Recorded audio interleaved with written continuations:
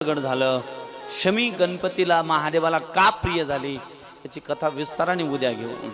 4 वाजले, 1 तास राहिला आपल्याकडे.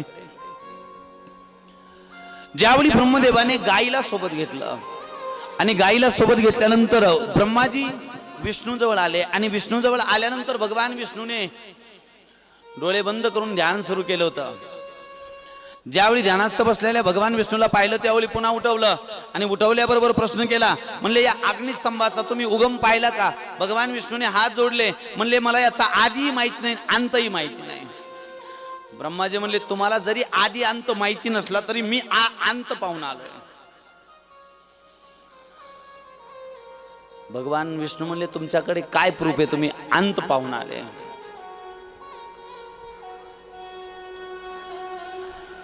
त्यावेळी बाजूला केतकी पुष्प होतं. म्हणले या केतकी पुष्पाला विचारा, माझ्यावर विश्वास नसेल तर या केतकीला विचारा. त्यावेळी भगवान विष्णूने केतकीला विचारलं, म्हणले ब्रह्माजीनं याचा शेवट पाहिला का? केतकी पुष्पाने महाराज मान हलवली. म्हणले हो, ब्रह्मदेवाने या अग्निस्तंभाचा शेवट पाहिला. आणि ज्यावेळी केतकी पुष्प खोटं बोललं त्यावेळी आकाशवाणी झाली आणि आकाशवाणीने केतकी पुष्पाला शाप दिला, ए केतकी, आज माझ्या शिवलिंगासमोर खोटं बोलतो, मी तुला शाप देतो. आजपासून जो कोणी माझ्या शिवलिंगावरती केतकी पुष्प अर्पण करेल त्याला 1000 ब्राह्मण मारल्यानंतर जे पाप लागतं ते पाप लागतं. म्हणून पुराणामध्ये वर्णन आलं, भगवान शंकराच्या शिवलिंगावरती केतकी पुष्प चालत आले. केतकी म्हणजे केवडा. आणि आणखीही नसलं लक्षात आलं तर घरी गेल्यावर मोबाईलचा पासवर्ड उघडा, नेट चालू करा, YouTube वर जा, तिथं गेल्यावर कोपऱ्यात एक माईक येतो, त्या माईकवर क्लिक करा आणि त्याला म्हणा केतकी पुष्प कसं असतं. आता तुम्हाला माहिती नसल्यामुळे मला एवढं सांगावं लागलं. आहे का इथं? बरोबर, हा इथं आहे वाटतं, बघून घ्या. केवड्याचं पुष्प महादेवाला चालत नाही, परंतु पुराणामध्ये वर्णन आलं, हा केवडा पुष्प जर शिवकथेच्या मंडपामध्ये लावला तर म्हणले एक कथा ऐकल्यानंतर 1000 कथा ऐकल्याचं पुण्य मिळतं. मंडपात लावायची महती आहे आणि आपल्या तर मंडपातच झाड आहे. केतकी पुष्प शिवलिंगावरती चालत नाही.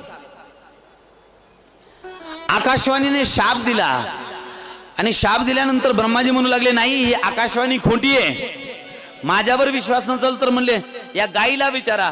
आणि गाईला विचारा म्हटल्यानंतर गायीने सुद्धा खोटी साक्ष दिली. म्हणले हो, ब्रह्मदेवाने या अग्निस्तंभाचा शेवट पाहिला.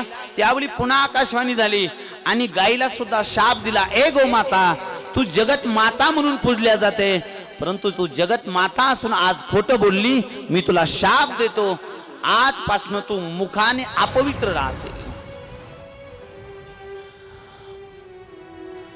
आपल्याकडे गायीच्या पूजनाचं खूप मोठं विधान आहे, गायीच्या पूजेचं खूप मोठं महत्व आहे. परंतु शास्त्र म्हणतं गायीची पूजा करत असताना गायीची पूजा मुखाकडनं नाही, गायीची पूजा पाठीमागनं.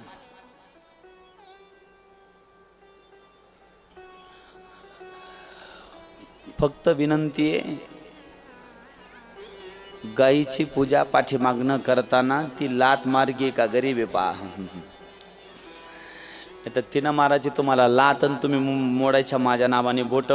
चांगली पुढून पूजा करत होती, तो कथाकार आला आणि सांगून गेला मागून पूजा करा, तिनं मारली लात. गाय गरीब आहे का अगोदर चेक करा. गायीची पूजा पाठीमागणं. गाय दान करताना शेपटाकडनं दान करावी लागते. गायीची पूजा पाठीमागणं. जगतामध्ये एक गोदानच असं आहे की ती पाठीमागून केलं जातं. इतरत्र सर्व दान समोरून केले जातात. स्वर्णदान समोरून, कन्यादान समोरून, अन्नदान समोरून, वस्त्रदान समोरून, एक गोदान असं आहे पाठीमागून केलं जातं. गाईला शाप दिला, ए गोमाता, तू जगत माता असून खोटं बोलली, आजपासून तुझं मुख अपवित्र राहील.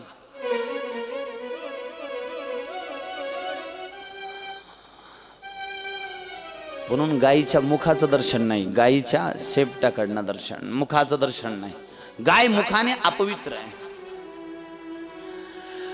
ज्यावेळी गायीला शाप दिला त्यावेळी ब्रह्माजी तरी शांत राहिले नाही. ब्रह्माजी म्हणले नाही, ही आकाशवाणी खोटी आहे. आणि ही आकाशवाणी खोटी म्हणल्यानंतर ब्रह्माजी म्हणू लागले, माझ्यावर विश्वास आहे का? मी बोलतो. म्हणले, मी या अग्निस्तंभाचा शेवट पाहिला.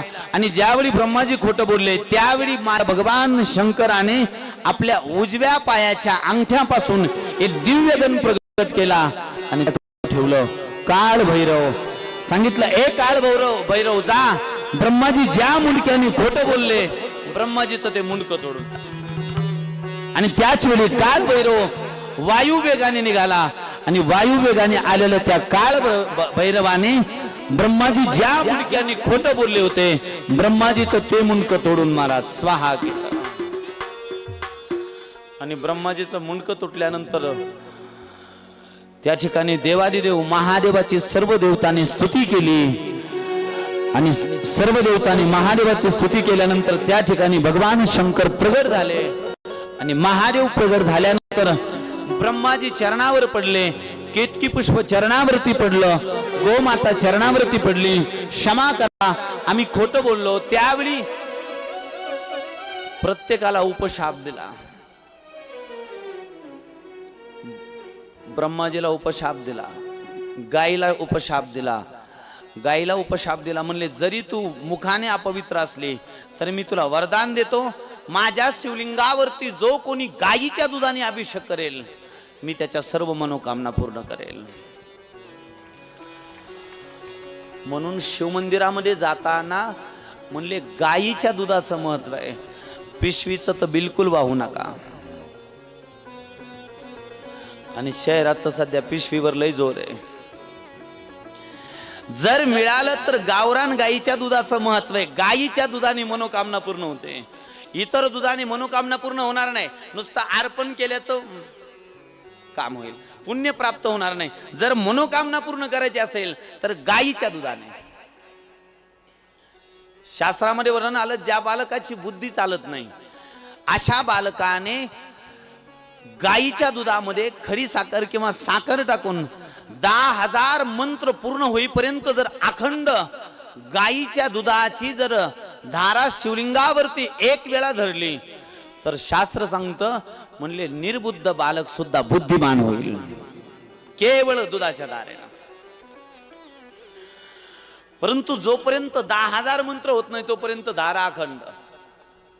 आणि दूध गायीचं,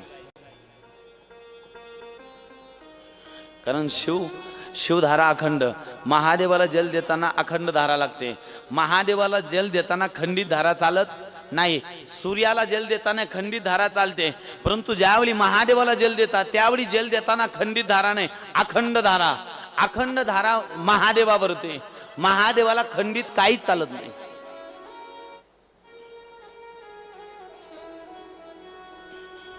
आणि नेमका आपण जल वाहता वाहता तांब्या असा पकडतो, मध्येच धारा खंडित, मध्येच चालू, मध्येच बंद. शिवलिंगावरती ज्यावेळी जलधारा देतात त्यावेळी गोमुखीनं दिली तर अति उत्तम गोमुखी मिळते अखंड धारे करता.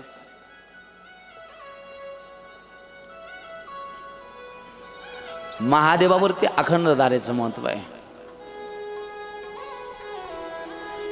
शिवमहापुराणामध्ये वर्णन आलं, जर शत्रू वाढले असतील, विनाकारण लोक जर त्रास देत असतील तर प्रत्येक मंगळवारी सायंकाळच्या वेळी 5 मंगळवार केवळ मोहरीच्या तेलामध्ये काही पाणी टाकून सायंकाळच्या वेळी महादेवाचा मोहरीच्या तेलाने अभिषेक करा.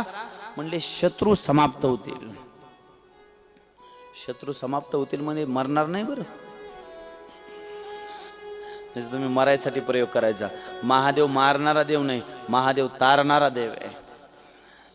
मारणारा देव महादेव त्याच्या बुद्धीमधला शत्रुत्व भाव समाप्त करतो. आणखी सोपा पर्याय सांगतो, जर विनाकारण लोक त्रास देत असतील तर 5 सोमवार पर्यंत महादेवाच्या शिवलिंगावरती लिंबाच्या रसाने अभिषेक करा. कशाच्या रसाने? लिंबाचा रस. जर खूप कर्ज वाढलं असेल, खूप कर्ज झालं असेल, कर्ज फिटता फिटता फिटत नाही, म्हणले शिवलिंगावरती उसाच्या रसाने अभिषेक करा. कशाचा रस? उसाचा. संस्कृत मध्ये उसाला चक्षुदंड म्हणतात. उसाच्या रसाचं खूप मोठं महत्व आहे. उसाच्या रसाने अभिषेक केला की कर्ज समाप्त होतं. जर कर्ज असेल तर प्रत्येक सोमवारी किंवा प्रत्येक शुक्रवारी सोमवारी जर महादेवाचा अभिषेक केला, म्हणले बांधकाम चालू केलं आणि पूर्ण होत नाही, जागा घेतलेली पण बांधकामाच्या प्लॅनिंग आहे बांधकामाचं, पण बांधकाम सुरू होत नाही, म्हणजे शुक्रवारी ज्या जागेवर बांधकाम करायचे त्या जागेवरती विद्वान ब्राह्मणाकडनं शुक्रवारी रुद्राभिषेक करा. ज्या जागेवर बांधकाम करायचंय, माझा महादेव 5-6 महिन्याच्या आत व्यवस्था करेल बांधकामाची. बरोबर निवेदन लागेल, मजे लागेल आणि काम सुरू होईल. रुद्राभिषेक करताना ब्राह्मण देवता विद्वान असावे, विधिवत व्हावी. कारण विधीला खूप मोठं महत्व आहे. विधी जर चुकली की तेवढं त्याचं फळ पूर्ण प्राप्त होत नाही.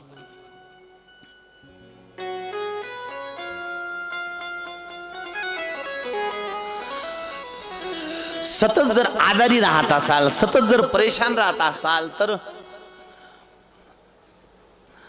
आपण मसाल्या भातामध्ये काळी मिरची टाकतो. ती शिवलिंगावरती जर सतत अर्पण केली, 7, 5, 9 किंवा 11 या संख्येमध्ये अर्पण करा.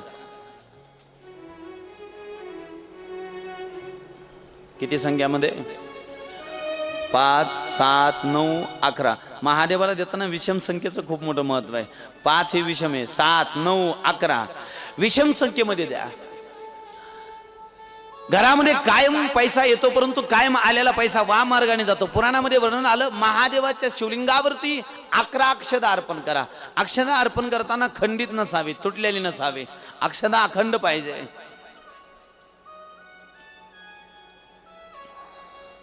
अखंड अक्षदेचं महत्व आहे. आणि एरवी बी अक्षदा वाहताना बारकाईने पाहायचा, अक्षदा तुटलेली चालत नाही, नाही तर बासमती जीवाला आणि रॅस यांचा शिवाला. चांगला माल नवरा बायको दोघं खातात, आणि ही महादेवाला चुरामुरा झालेला महादेवाला. जी नोट कुठं चालत नाही ती महादेवाला. एक सांगू, तुम्ही जेवढं चांगलं देवाला देता त्याच्यापेक्षा 100 पट देव तुम्हाला चांगलं दे. देवाचा नेम आहे, कधी देताना मनातून देत जा. मनातून जे द्यायचं ते मनातून देत जा आणि पूर्ण चांगलं देत जा. आपलं नेमकं देवाला द्यायचं म्हणले का सुपाऱ्या ज्या कुठंच चालत नाही त्या सुपाऱ्या सत्यनारायणाला. तिला माहिती देव काय सुपाऱ्या खात नाही, ब्राह्मणाला द्यायच्यात. तू अभिषेक ब्राह्मणासाठी करते का देवासाठी करते? मग ते ब्राह्मणाला द्यायचे म्हणून आणू नको, मला देवाला द्यायच्यात म्हणून आण. चांगलं दिलं की रिटर्न चांगलं मिळतं.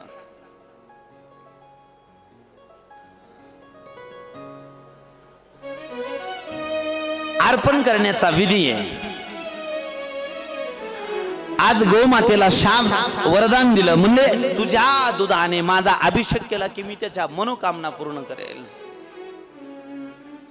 भगवान शंकराचा जर मदाने अभिषेक केला, मदाने, आणि मदाने अभिषेक करून तो मध पकडून जर एखाद्या तोत्र्या मुलाला नित्य खायला दिला तर तोत्रा मुलगा चांगला बोलू लागतो थोड्या दिवसात. मधाचा अभिषेक, मदाने तो अभिषेक करायचा, आणि तोच मध पकडून ज्या बालकाला व्यवस्थित बोलता येत नाही तोत्र बोलतो. आता बरेचसे असे घटना ऐकायला मिळतात. रात्रीची एक आजी मला भेटल्या होत्या, म्हणल्या महाराज मुलगा अभ्यास करू करू त्याच्यात थोडासा डोक्यावरती परिणाम, विचारामध्ये परिणाम झाल्यासारखं वाटतंय. पुराणामध्ये वर्णन आलं, अशा बालका करता 10 किलो पितळाचा घंटा. किती किलो? 10 किलोचा. जर बुद्धी चालत नसेल, बुद्धीवर परिणाम झाला असेल तर 10 किलो पितळाचा घंटा आणावा. त्याची महिनाभर घरात यथाविधी पूजा करावी. पुष्प, अक्षदा हे सर्व हे करून महिनाभर घरात पूजा करायची. आणि महिनाभर घरामध्ये पूजा केल्यानंतर तो घंटा शिवमंदिरामध्ये दान करायचा. जसा जसा घंटा वाजत वाजत वाजत जाईल तशी तशी त्याची बुद्धी तेज तेज होत चालत. जर बुद्धी चालत नसेल तरी हा उपाय करू शकता.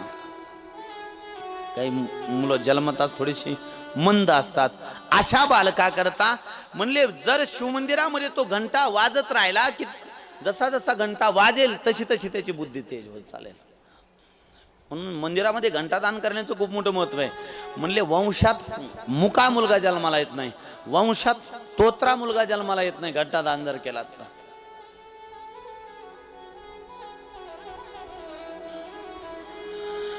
शुगरवाल्या करता आणखी एक आज औषध सांगतो.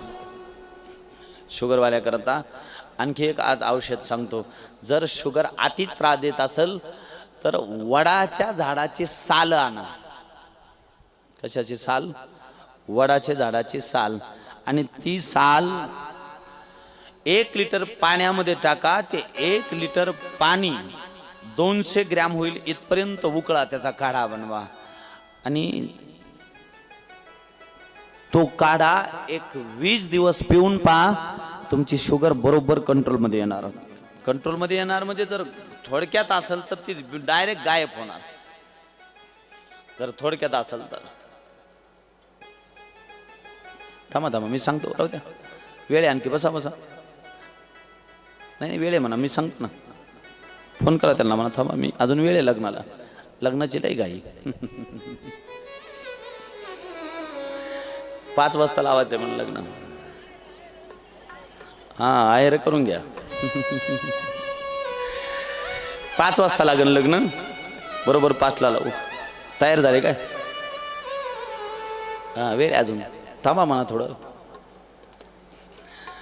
5 ला लग्न लावू. तरी मी 1-2 कथा सोडून दिल्यात.